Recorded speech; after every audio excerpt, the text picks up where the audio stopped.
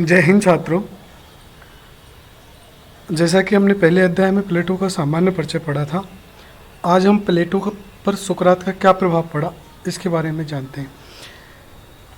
प्लेटो का वास्तविक नाम एरिस्टोक्लीज था। प्लेटो मीन्स अफलातून। प्लेटो इसको इसलिए कहा गया क्योंकि उसके कंधे चौड़े थे, उसका मस्तिष्क बहुत चौड़ा था, वो बहुत हष्ट-पुष्ट था, इसलिए उसको प्लेटो कहा जाने लगा और प्लेटो के नाम से वो प्रसिद्ध हुए। तो आइए देखते हैं प्लेटो पर सुकरात का क्या प्रभाव पड़ा। पहला है सत्य का सिद्धांत। जो सत्य का सिद्धांत है प्लेटो ने सुकरात से लिया। इसका आशय क्या है कि सत्य क्या है।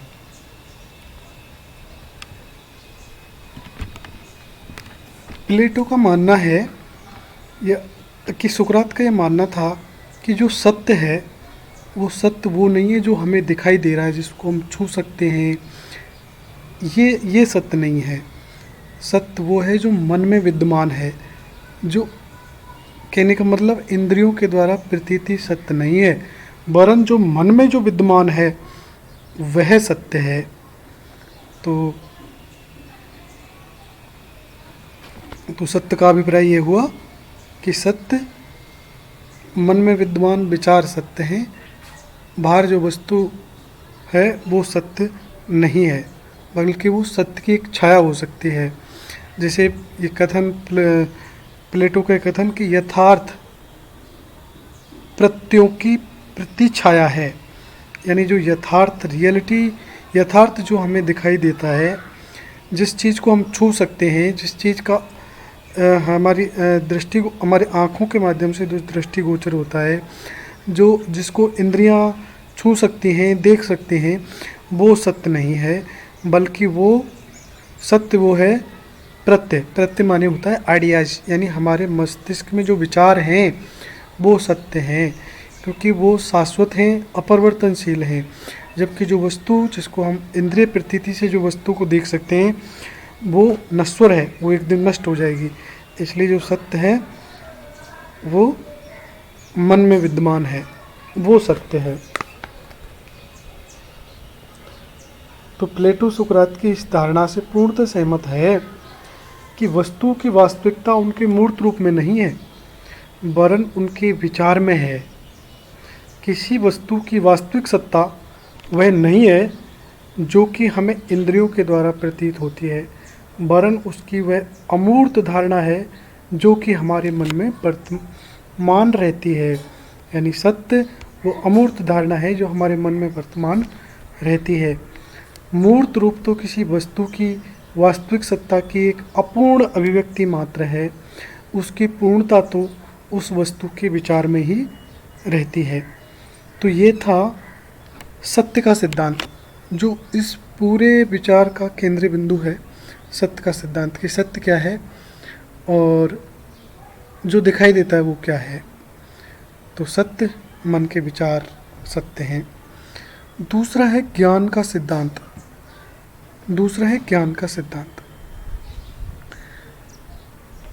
प्लेटो ज्ञान को दो प्रकार का मानता है, सापेक्ष और निरपेक्ष। सापेक्ष ज्ञान वो जो इंद्रियों के द्वारा प्राप्त किया जा सकता है, जो देश काल व परिस्थिति से प्रभावित होता है, और देश काल परिस्थिति से प्रभावित होता है। हर एक व्यक्ति का दृष्टिकोण हर एक बात के संदर्भ में, हर एक चीज़ के संदर्भ में अलग हो सकता है, इसलिए ये परिवर्तनशील है, ये सापेक्ष है, परिवर्तनशील है। और दूसरा है जो निरपेक्ष, जिसकी वकालत प्लेटो करता है, इसी ज्ञान को वास्तविक ज्ञान मानता है। ये पूर्ण ज्ञान है, एब्सोल्यूट है, अपरिवर्तनशील है तथा वस्तु प्रधान होता है। और ऐसे ज्ञान की अनुभूति कैसे होती है? विशुद्ध और निर्लिप्त बुद्धि से ऐसा ज्ञान संभव है, और प्लेटो का लक्ष्य भी इसी प्रकार का ज्ञान की प्राप्ति है। तो प्लेटो ने अपने ज्ञान का सिद्धांत सुकरात से लिया। सुकरात भी ज्ञान को दो भागों में बांटता था, एक सापेक्ष ज्ञान, एक निरपेक्ष ज्ञान, लेकिन इनका लक्ष्य था निरपेक्ष ज्ञान की प्राप्ति। निरपेक्ष ज्ञान जो अपरिवर्तनशील है, सारे परिवर्तन जिसके चारों ओर हो रहे हैं, वैसा ज्ञान निरपेक्ष ज्ञान है। और इसकी जो अनुभूति, इस ज्ञान को प्राप्त करने का तरीका है, वो है निर्मल, विशुद्ध और निर्लिप्त बुद्धि से। और प्लेटो का लक्ष्य भी इसी ज्ञान को प्राप्त करना था। तो हो गया ज्ञान का सिद्धांत।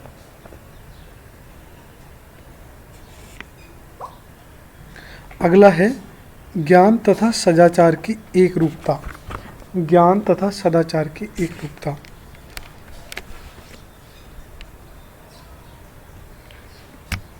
सदाचार ही ज्ञान है, यानी प्लेटो का ये सिद्धांत कि सद्गुण ही ज्ञान है, यह सदाचार ही ज्ञान है।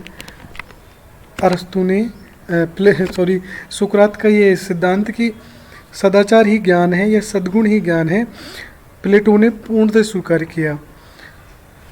और प्लेटो ने कहा कि समस्त पापों का मूल अज्ञान है, यानी जो भी पापों का मूल कारण अज्ञान है। और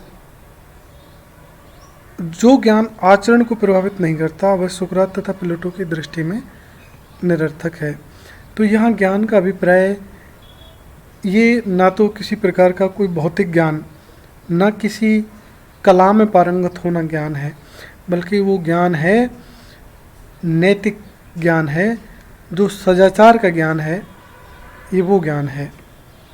इस ज्ञान का अभिप्राय किसी कला में कुशल होना नहीं है, बल्कि ये नैतिकता का ज्ञान है जो अपने आचरण के साथ जुड़ा हुआ है। क्योंकि जैसे उदाहरण के लिए हम समझ सकते हैं कि व्यवहारिक जगत में तो हम ज्ञान और सदाचार के बीच संघर्ष देखते हैं। एक ज्ञानवान व्यक्ति का सदैव सदाचारी और धर्मनिष्ठ होना आवश्यक नहीं है। व्यवहारिक दृष्टि में ज्ञान और सदाचार में आप अंतर देख सकते हैं, क्योंकि बहुत से लोग अपने आप को कहते हुए आपको देख जाएंगे कि वो बहुत ज्ञानी है, उनके समान ज्ञानी कोई नहीं है, ज्ञान के ठेकेदार मिल जाएंगे। लेकिन जब उनके आचरण की या उनके चरित्र को देखा जाएगा तो वो सदाचारी कहीं से भी नहीं है। तो इस प्रकार से प्लेटो ज्ञान का अभिप्राय, ज्ञान और सदाचार एक दूसरे से अभिन्न हैं। तो प्लेटो के ज्ञान तथा सदाचार एक रूप है।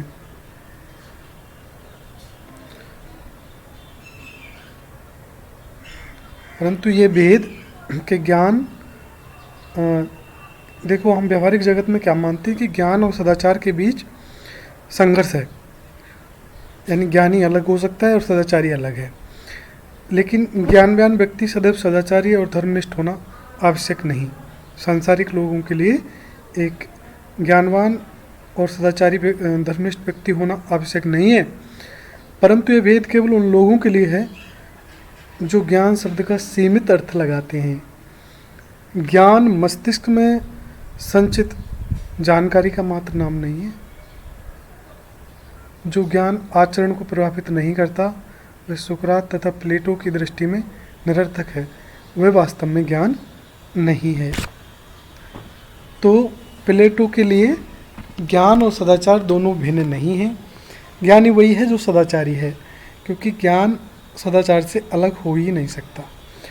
आप उदाहरण के रूप में कोई साधु का विचार मस्तिष्क में लाइए, तो क्या आप ये कल्पना कर सकते हैं कि वो साधु सदाचारी नहीं है? तो सदाचार ही उसका मुख्य गुण है, इसीलिए वो साधु है। तो कहने का मतलब प्लेटो भी यही मानता था कि ज्ञान और सदाचार एक है। जनतंत्र की निंदा, प्लेटो ने जनतंत्र की निंदा की, लोकतंत्र की निंदा की, क्योंकि जिस काल में प्लेटो हुआ था उस काल में प्लेटो अपने गुरु सुकरात के साथ लोकतंत्र की निंदा किया करता था। और उसकी निंदा क्यों किया करता था?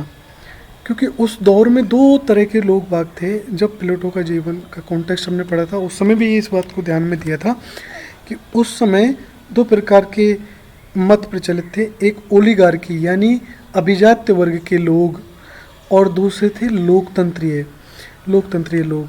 तो प्लेटो ने लोकतंत्र का विरोध किया, क्योंकि यहाँ पर जो शासन करने वाले लोग थे, एक तरह से भीड़ तंत्र था।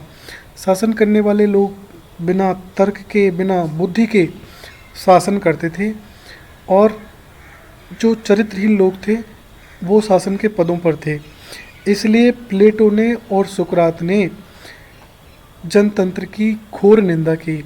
जनतंत्र की घोर निंदा उस समय और ज़्यादा कठोर हो गई जब प्लेटो के गुरु सुकरात को जहर दे दिया गया, क्योंकि जब दोनों अभिजात वर्गीय विचारधारा और लोकतंत्र की विचारधारा में संघर्ष चल रहा था, तो उस दौरान लोकतंत्र विजयी हुआ, और उस लोकतंत्र ने सुकरात को विष का प्याला दे दिया, जिसका गहरा प्रभाव प्लेटो पर पड़ा। तो जनतंत्र की निंदा करते ही सुकरात ने इसे मूर्ख और अज्ञानियों का शासन कहा, क्योंकि ये तर्क बुद्धि से शासन नहीं करते थे। और उस समय की स्थिति ऐसी थी कि इसी कारण स्पार्टा के द्वारा एथेंस का पतन किया जा रहा था। तो उस समय के नगर राज्यों की स्थिति ठीक नहीं थी, इसलिए इन्होंने जनतंत्र का विरोध किया।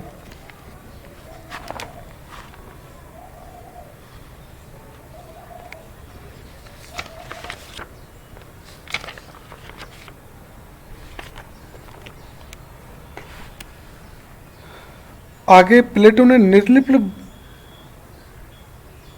निर्लिप्त बुद्धि द्वारा शासन का समर्थन।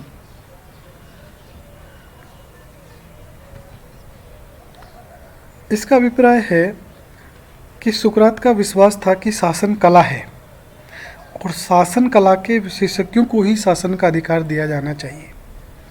परंतु यहाँ आप ये ध्यान दीजिए कि कला कहने का मतलब कोई विशिष्ट कला नहीं, जैसे कोई कारपेंटर हो, कोई पेंटर हो, कोई और प्रकार का कलाकार हो, ऐसी कोई कला नहीं जिसके लिए कोई किसी गुण विशेष में पारंगत होना आवश्यक हो, ऐसी कला नहीं।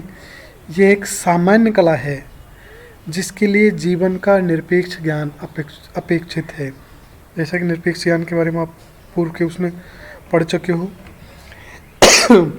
सॉरी, निरपेक्ष ज्ञान केवल उन्हीं लोगों को प्राप्त हो सकता है जिनकी बुद्धि निर्लिप्त हो, जिन्होंने अपने स्वार्थों को समाज के हितों के द्वारा बलिदान कर दिया हो, और अपने इंद्रियों पर पूर्ण संयम कर रखा हो। ये प्लेटो के निर्लिप्त बुद्धि द्वारा शासन का समर्थन किया था। और द्वंद्वात्मक पद्धति, तो द्वंद्वात्मक पद्धति का अभिप्राय ये सुकरात भी द्वंद्वात्मक पद्धति का प्रयोग करता था, और प्लेटो ने भी द्वंद्वात्मक पद्धति को अपनाया था। सुकरात एक भ्रमणशील विचारक था, जो जगह जगह जाया करता था और अपने बातें लोगों को इकट्ठा करके अपनी बातें रखता था, उनसे प्रश्न करता था कि इस विषय के संबंध में आपकी क्या राय है।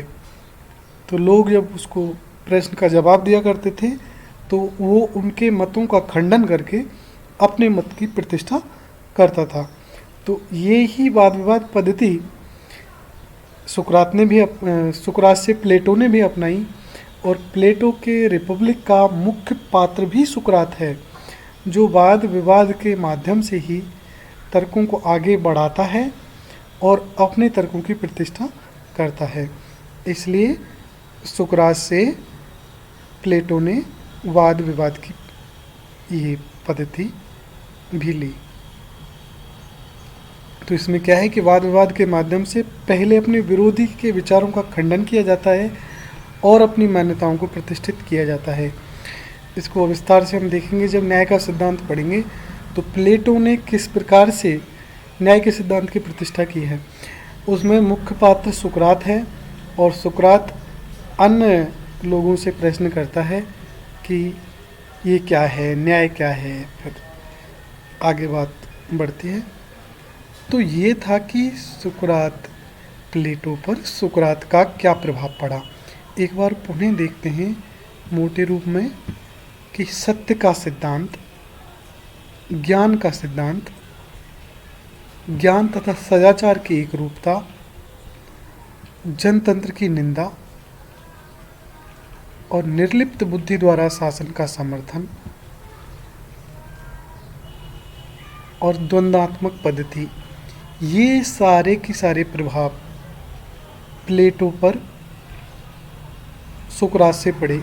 यूं तो प्लेटो केवल सुकरात से ही नहीं, उस जमाने के यूनान के राजनीतिक विचारों से प्रभावित था, पाइथागोरस से भी प्रभावित था, परंतु उसका महत्वपूर्ण प्रभाव, उस पर महत्वपूर्ण प्रभाव सुकरात का पड़ा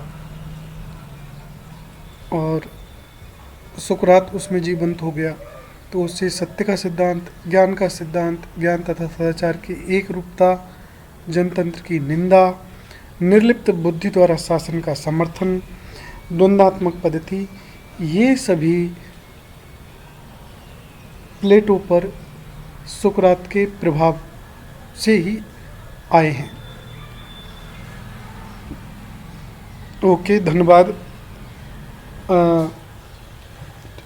आप इस कोरोना महामारी के दौर में विशेष सावधानी बरतें, क्योंकि सावधानी ही बहुत महत्वपूर्ण है। तो मास्क लगाना जब बाहर जाना हो तो, और साबुन से हाथ धोना ये कदापि भी ना भूलें, क्योंकि ये समझ के कि यहाँ कोई कोरोना नहीं है। और लापरवाही बहुत बड़ा नुकसान कर सकती है, क्योंकि स्वास्थ्य सबसे महत्वपूर्ण चीज़ है। तो इस बात को ज़रूर आप गौर करें और घर बैठ के आप अध्ययन करें, जो होमवर्क दिया जाए उसको समय पर पूरा करें। धन्यवाद। जय हिंद।